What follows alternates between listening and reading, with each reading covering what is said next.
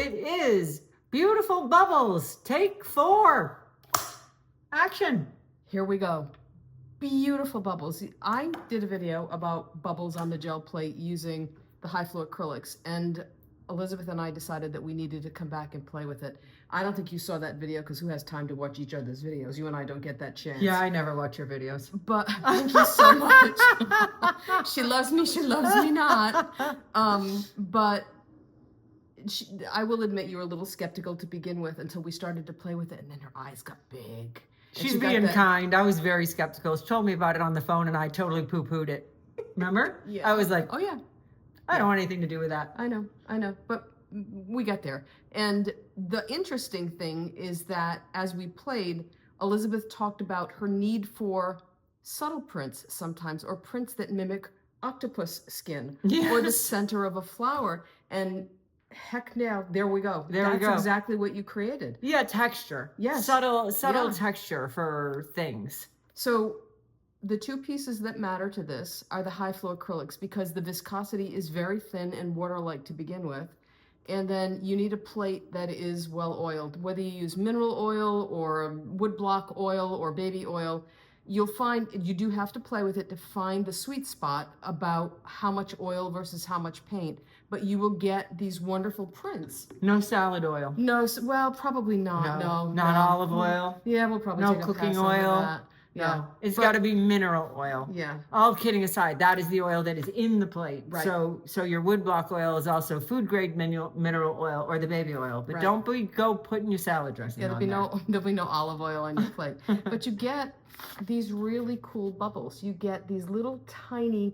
The paint beads up is really what it comes down to. And you might have noticed that when you had a brand new plate, you'll notice that you brayer paint on, even regular acrylic paint. You brayer that on and it might bubble a little bit.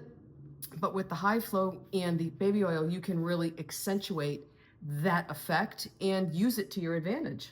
Yeah, we're just enhancing what happens with a brand new plate. And it's interesting you should say that, because I'll have students in class that'll say, why is this happening? And I tell them it's just because the plate's new, and once you season it like a cast iron frying pan, it'll stop happening. And then they'll say to me, but I don't want it to stop happening. So now if you've ever had that effect and you wished that it wouldn't go away, you can bring it right back with the baby oil. And so I'm gonna play with stencils. It's been a little while since I filmed that video. I don't remember if I did stencils. I know I did a bunch of backgrounds in that bubbles video that I did, but I did some stencils. Elizabeth is gonna create some really cool backgrounds that are multiple layers, and then she's gonna ghost print on top of mine. So there's all different kinds of ways. As always, there's so many ways that you can use these things, and whether you're going to adhere them to a journal page or tear them up or paper paint with them, I think that there's plenty of use for them. Oh, yeah, absolutely. I'm super excited about it. As a matter of fact, I might just have to collage an octopus just so that I can use this. That's right. There you go. All right. Shall we go? Yeah, let's go show them how to do it. I'm going to start with Elizabeth's stencil that's named Peacock Pods. I have 2 colors of High Flow Acrylics. I have green gold and permanent violet dark. And I have baby oil because it's going to be integral to creating those bubbles on the plate. And then just a Baron and a regular 6-inch brayer. I'm going to start by creating a bubble layer on the plate with the green gold, but I'm going to put a little bit of oil on the plate first to make certain that I get enough bubbles. And how much oil, it depends. The best thing I can tell you is to experiment a little bit and play to get some sense of how much oil and how much paint and how that works. And you'll notice as you play that you'll put paint down and it might not look bubbly to begin with. The green gold bubbles actually pretty quickly, but you might notice the color you're using doesn't, and as you stand there and wait, you'll see the color start to disperse and those bubbles begin to form. So let's go ahead and put some green gold down and brayer this. And like I said, the green gold breaks up really quickly, so you can see those bubbles have already happened. Let's just go over here and brayer this off. And then I'm going to print. So it's worth noting that different colors react differently. And I didn't realize that till you mentioned it, but you're right. Yeah, I am always right. And so confident in yourself. Yes. All right. Ooh, so look at that. Bubbles, wow. bubbles, bubble, bubble, toil and trouble. Fabulous. So I don't have to clean the plate. Everything pretty much got picked up, and I did clean my brayer. So what I'm gonna do now is come in with the Permanent Violet Dark. I hope there's enough in here. You can tell I like this color because I've used it a lot. And I'm going to do the same thing. There should still be enough oil on this plate to break this up. And there's a little bit of green in on my brayer, but that's not a problem. It just is what it is. And you can see the breaking up that's happening. So I'm gonna give that a second and let it do its thing. And while it does, I'm gonna brayer the rest of the color off of that. And there goes my pickup sheet. Well, we'll just grab another one since it's now under the table. So here comes peacock pods. I'm gonna put this down. Now a stencil with fairly large openings works better with this because it gives you an opportunity to see the bubbles. So I'm going to pick, you know what? We've got this one over here that I played with previously, unless you had plans for that.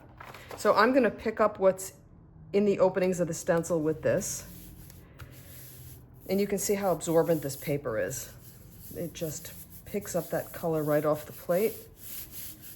So this should be interesting. And then what I get after when I print on my original green gold here will be interesting too. Oh, wow, look see, at I didn't that. expect that. That's really cool. Yeah, that's beautiful. Bubbles on bubbles. Yeah, love that. All right, so let's see what this looks like now when I print it. And the ghost print. Yes, and there's bubbles under there. Even though the stencil was sitting on top of it, those bubbles get squished a little bit, but they still remain. Ooh. So both of these are kind of dramatic in their own way. This one, though I wasn't expecting, geez, it to be my highlight, I really think I like this one over this one, although they're both very effective. So the permanent violet with the green gold, because the green gold is a lot of yellow, the purple and yellow opposite colors are why it's starting to look a little bit more like brown than violet on top. Yes. Because they're blending together because of the translucency. So that's a little color theory for you. There you go. And it's not a bad thing. It's no, just I love a thing. It's really nice. It's a beautiful color combo. Yeah. So that's how easy it is to work with stencils and bubble prints.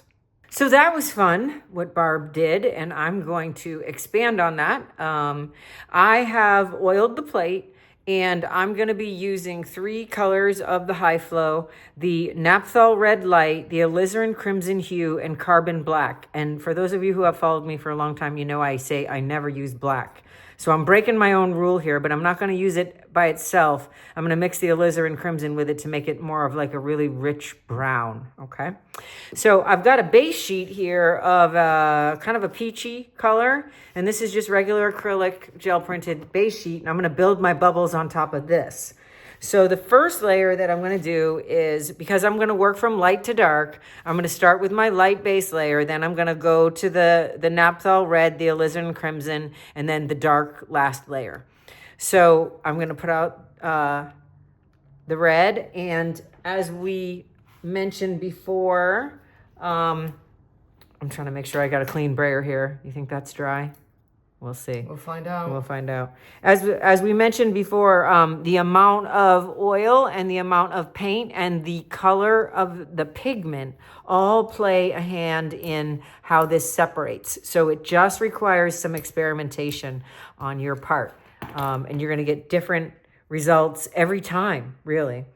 So, okay, so this is beading up small. Sometimes it beads up big. And I don't know what the rationale, I haven't played with this enough to really figure that out, but I know that it does its own thing sometimes. Yeah. So I'm going to add more paint and see what happens. I may regret that, but. This is not quite like watching paint dry. It's like watching paint bead up.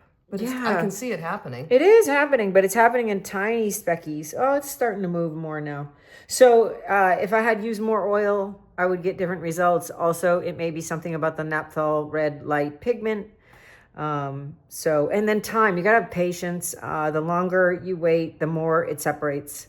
But then you just have to decide, you know, how separated do you want it. So I'm feeling like that's pretty cool. All right. And I'm going to put that over this in my first bubble print layer.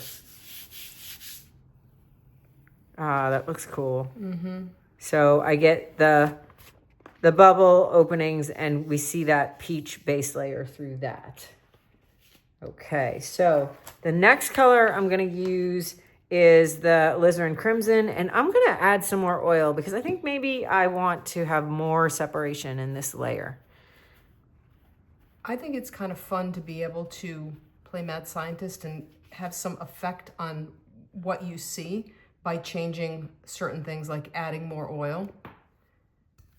Yeah, absolutely. Like, look at that. It's not even. Look at that. Yeah. So, yeah, I mean, there's so many variables in this. Like I said, you really have to mess with it. But yeah, you have control over it. Like, wow, look at that. That is just, so that's more oil, and it's also a different color.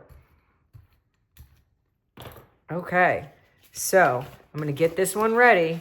And when it separates to the point that I'm happy with it, I like it like that. If I let it keep going, I think it's going to be too much. So I'm grabbing that.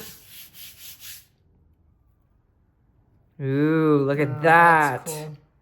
So that's starting to look very cool. And now I have my pickup print that I'm going to put on Barb's bubble print.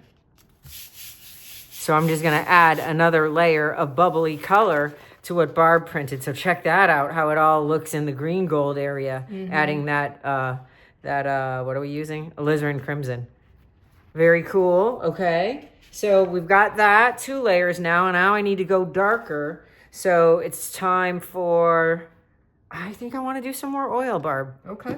I mean, you don't have to. You could make all 3 prints and you would still get the effect of the first layer of oil. But I think that it's not a bad thing to use more oil because remember, oil, baby oil, is what you use to condition your plate. So you're just giving your plate a little extra love with all this oil, right? Okay, so carbon black, alizarin crimson. Let's roll it together. We're getting a lot of beading, so I'm going to do more paint. And the fluid acrylics, their viscosity is what really works. I mean, I'm sorry, what are we talking about? High flow. The high flow, I thank say you. high flow, excuse me, I say fluid instead of high flow very often. The high flow, the viscosity of the high flow really is affected by the oil. So that's why we're getting this crazy beading. Look at this. Now I can't even get enough paint to stay down. The first one didn't even move very much. Okay, so now, quick, before it beads up too much, we're going to add that on top of this. Oh, look at that. That's amazing. Oh my God, Barb. That is freaking fabulous. Yep. Right? So the contrast of the black added to that alizarin crimson, a really nice third dark layer. Here again, I've got a ghost print that I'm going to put over Barb's stencil print. Why not? If you even just wanted to make a second sheet, you could have 2 base layers and just keep printing. But I love the idea of adding this to the stencil pattern. Yeah. Look at that. Really cool. Wow. The texture in that is incredible, including the deviled eggs stencil. Avocado, deviled eggs. Peacock buds. Peacock buds. Wow. Look at that. And just look at that texture. For somebody who works the way that you do, you need that kind of texture. I mean, it's great for me if I'm going to use this on a journal page or tear it up, but for you to paint with paper that has that kind of texture on it, I would think affords you a whole lot of really wonderful options. Most definitely. Absolutely. And so, so you get 2 different effects here. You get a larger stencil pattern, which is a bolder pattern. And when I do it with just the layers of the bubbles, I'm getting a small, more subtle pattern. And I absolutely have use for both in my work. Not every paper can be bold patterned and not every paper can be subtle patterned. So I definitely use a combination. And I also want to show, these are still wet, but here's the ones that we did while, I was practicing. So I said to Barb, this one reminds me of octopus skin, right? So if I was to collage an octopus, this would be great because it gives me that kind of lumpy texture. And I like to make papers that mimic what I'm going for. So, for example, like this could be the octopus skin. And then this one I created to be like the center of a sunflower. So it's in brown and Some black and copper, right? Yeah, copper and some black. So shades of brown. You can see it's got an iridescence to it because I put copper in it. But if I'm making a sunflower or any kind of a flower with a dark center, this gives me the impression of seeds without me trying to tear them. And I'm sure there are other ways I could use this as well. But I just wanted to share those two. And then this one, this is an example where rather than transferring the ghost print to a stenciled sheet, I transferred it to a second light colored solid. So all the layers on this are ghost prints from the first print. So that's just a lot of great texture, a lot of kind of unpredictable results, which is fun, right? And yeah, and a collaborative print. That's right. So that's it. We had lots of fun with that. Now we have a very well-conditioned, happy gel plate. It's a very happy gel plate. It's a very happy gel plate and lots of cool, beautiful, bubbly prints. There you go. That's it? That's all you have to say? That's it. Well, mission accomplished. We wanted bubbles, we got bubbles. She's usually so much more talkative. I think it's because you haven't had lunch. Let's go get lunch. Let's go get lunch. All right. We'll All see you right. soon. See you next week. Bye.